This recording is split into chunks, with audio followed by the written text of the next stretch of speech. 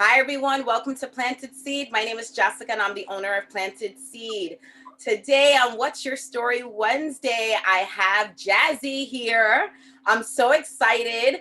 Go ahead. Tell us about yourself, Jazz. Hi, I'm Jazz or Jasslyn, you could pick. I am a yogi. I am a spiritual mentor. I work with families, especially mothers. I am also very big. There's a huge space in my heart for children and especially teens. Right now, my yoga studio is in Paterson, New Jersey, and the main focus of my studio is to create a healing space and a place and area that's very much underserved. So I do everything from full moon circles to divine feminine healing, yoga classes, meditation. I work with kids and teenagers one-on-one. And I have a few families that I work with privately and teach yoga in home. That is so cool. Okay, so let's dive right into it. Tell me a little bit about your high school experience, because you did say that your place is in Paterson. So is that somewhere that you grew up? Yeah, so born and raised in Paterson. Yeah. We moved around a lot. So I spent most of my childhood in Paterson. We moved to Florida very briefly. We came back to Paterson. And then I finished my eighth grade year in Paterson, and my mom didn't want me to go to high school in Paterson. So we moved with my cousin who had bought a house in like Morris County, in the boonies. And I went to high school there for about 4 months. In my freshman year, I started there. Then we moved again, and we moved all the way out to like the other side of Bergen County and like the Paramus area. And for me, that this is all happening in my freshman year. So for me, that was such a weird time in my life. Like I look back at it, I was like this angsty teenager. I was wild and also kind of a loner. But I did end up graduating high school by the time I was 16, 17. So, I went through a lot emotionally. I just had so many things coming up that now, me with the hindsight that I have now, looking back, I'm like, oh, that was anxiety. That was like early signs of depression and things like that. But through all that, I remember going into my guidance counselor's office freshman year, and I was like, I don't like this. I don't like the people here. I don't like the students here. I want to get out. And I started taking summer classes. And during our breaks, I would take like accelerated online classes. And that's how I was able to graduate from high school early. And by the time I was 17, I graduated high school. And 2 weeks later, I started at Bergen Community College. So I was a teen that was very like, it wasn't my vibe. I was like, I don't like this teen part. This part sucks. Everybody's catty. And because I had the mentality that I had, I used it to my advantage and I graduated early. But even through that, I graduated high school, I believe in 3 years, and I went to 4 different high schools in that time because I was acting out a lot. I was like hanging out with the wrong crowd. At some point, my mom was like, my mom was very gracious, but she let me go. She was trying to hold on and she let me go. I went to live with my dad very briefly. I ended up going to high school in Kennedy and Paterson. Then I was with him for a few months. Then I moved back with my mom. I was in therapy. So my teen years were like very, very tumultuous. And then once I graduated early and I was in college, it was so much better because college, I felt like I could make my own schedule. I could make my own choices. I was taking classes I wanted to take. And I graduated from there with my fine arts degree. And at 18, I was maybe 2 semesters away from graduating with my associates. And I fell in love with a bad boy. He was 5 years older than me. He had because at this point, I'm 18, I'm very independent. I have my own car. I'm taking care of myself. I work and taking care of myself like an 18-year-old. I'm still living at home with mom. But at 18, I met my partner at that time and got pregnant right away. I graduated with my college degree and I was 6 months pregnant with my daughter. And at 18, I became a mom, a wife, and a stepmom because my partner had a 10-year-old. Well, at that time, he was, I think, 2 years old. Yeah. So I took on all these huge roles, right? Like stepmom, basically wife, a mother at such a young age. And I had like a complete like identity shift. And me going through that identity shift at such a young age really affected me in ways that, me looking back, changed my life for the better. But at that point in time was really difficult because I went from being very free and kind of doing my own thing to now having these titles that almost felt like anchors, right? And I had already been practicing yoga since I was 14. Wow. My freshman year, my mom brought me to her job, and I fell in love with like the yoga instructor. She was like, she had just come back from India. She was like, had this long hair. She had this huge back tattoo of like Ganesh, and it was like rainbow. And she was the first person, like I fell in love with her first before I fell in love with yoga. Yeah, yes. But she spoke to me in a way that was just very honest.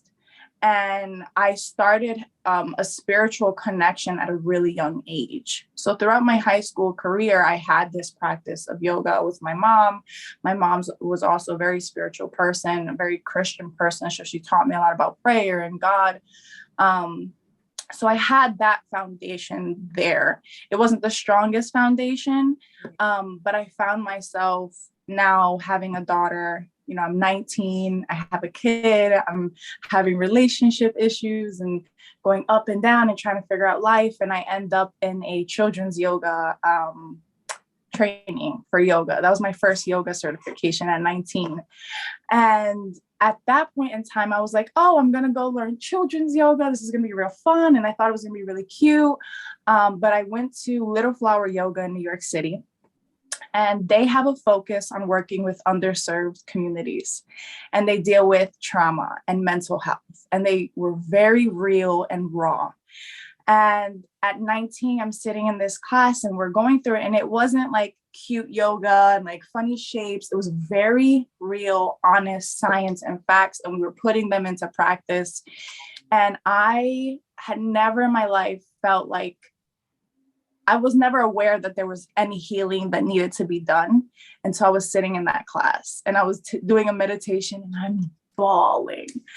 And, even with that experience, I kept going back. I finished my certification with them. It was like a 3-part series and it was over the span of like maybe a year. And yoga became a part of my life. And I just knew that, these practices were so important. And even though I had them, I was still struggling in my own personal life, struggling and becoming a mom. And then I had my second child at 22. And then I had my third child at 24. And then my fourth child at 25. So now I'm 26. I'm a mom of 4 kids. I'm separated from my husband.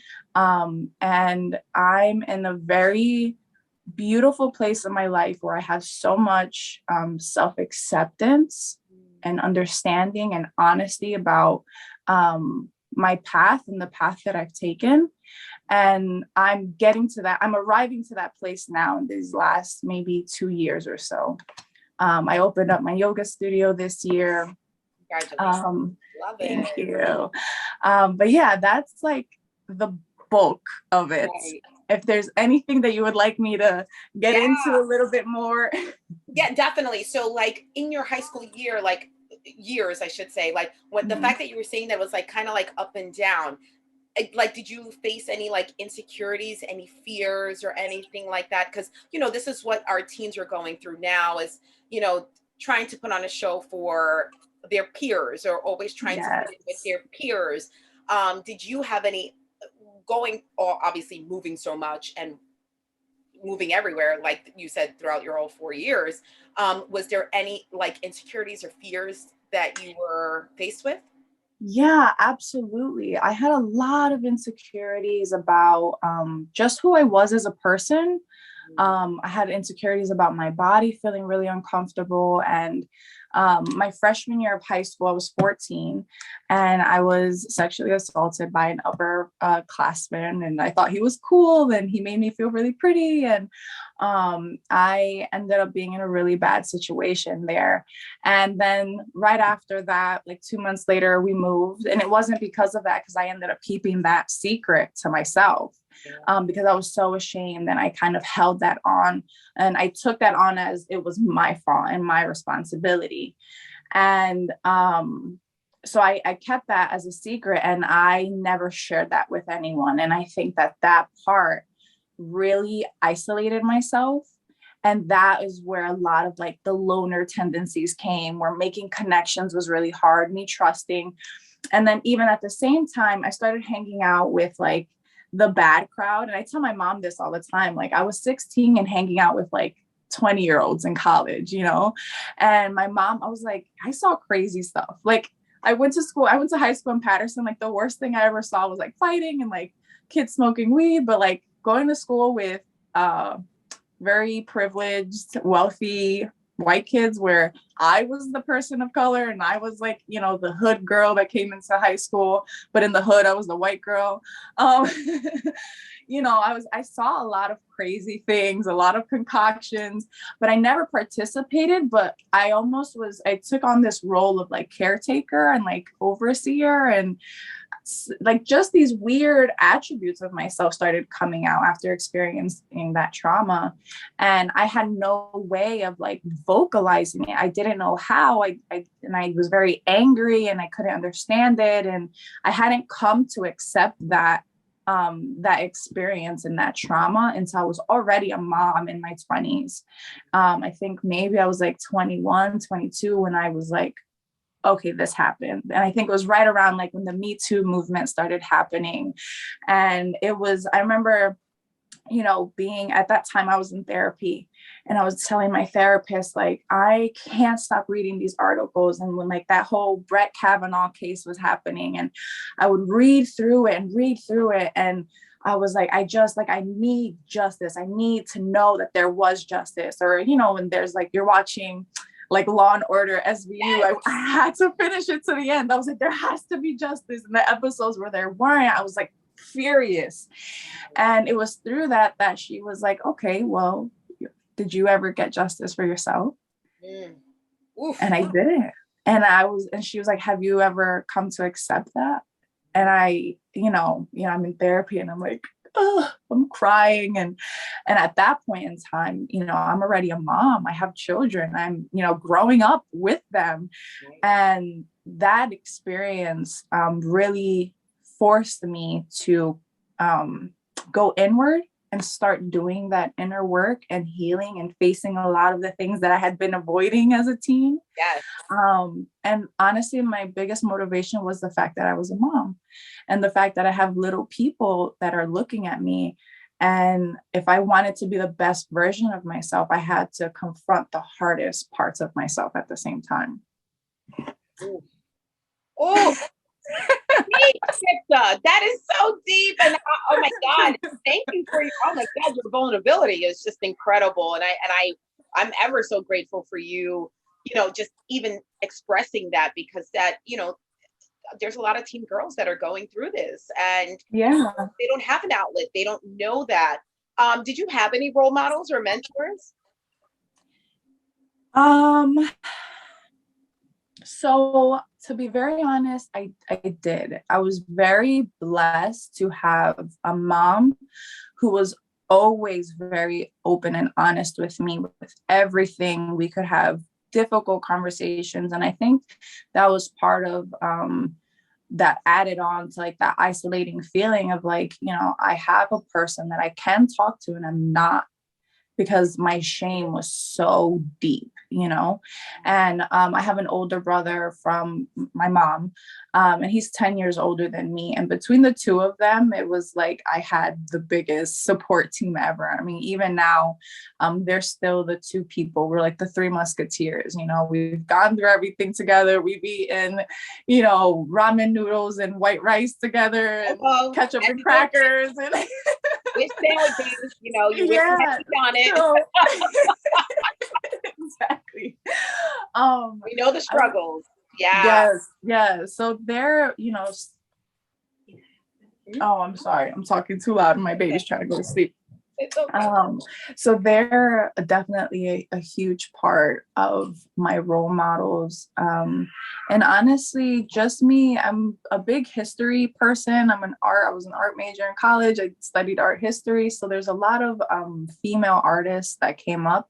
And I know now they're like trendy, like Frida Kahlo, Georgia O'Keeffe, that just reading their stories and their memoirs and looking at their artwork, it inspired me. And I think Frida Kahlo and like her relationship with Diego and her artwork and how she expressed her pain so openly, Yeah. always really got me to express myself in my art. Right, right. So do you have any advice to give to our teens? Even obviously you said that you work with them too. Just for our teen audience, do you have any like words of wisdom to give them? Yeah, I mean, I always need to validate first.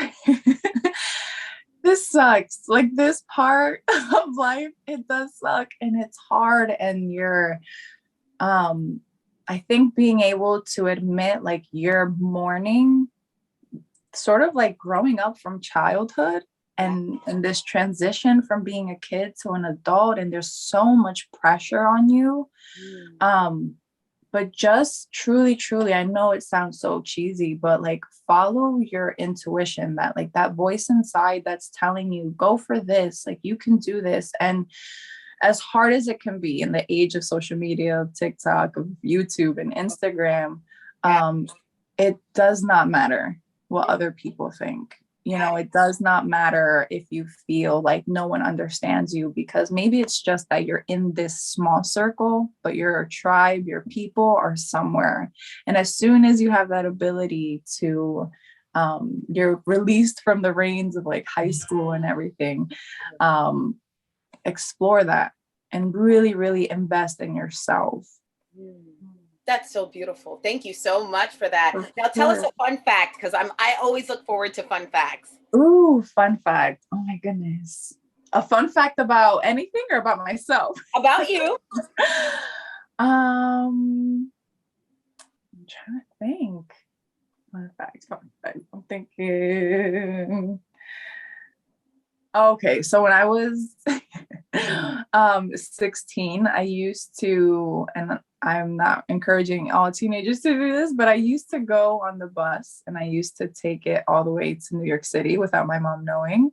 And I used to do like the corniest thing by like going to corny to other people, but like I wasn't doing anything crazy. I would just go to like the Met or the MoMA or the Guggenheim Museum and just look at art. And I wanted to have these experiences by myself, these little solo adventures. Mm. Yeah, I used to do that a lot. Like just I would take a train anywhere. I love it. That's wonderful. No, you know how many kids they do that. They still do. Yeah.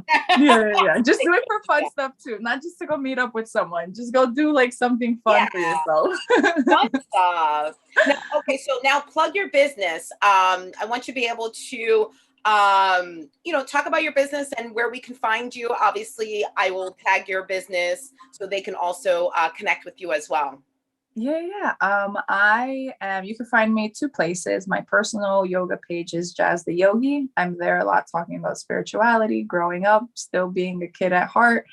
And then my studio page is Cura Crystals. And there you'll see me talking very specifically about different workshops I'm hosting, moon circles, different community events that are happening. And I also do live crystal sales there. Oh, fun. Oh my God. Jazz, thank you. Thank you so much. Definitely with this, what is it? We're in eclipse right now. So it's like, everything's been crazy. And I thank you so much. And everyone, you can check out our website at planted-seed.com. You can check us out on Instagram at Planted Seed Group. And we are always taking clients at this time. So thank you again. And thank you for watching What's Your Story Wednesdays. And thank you so much. I can't wait to some more. You are excellent. Thank you. Thank you.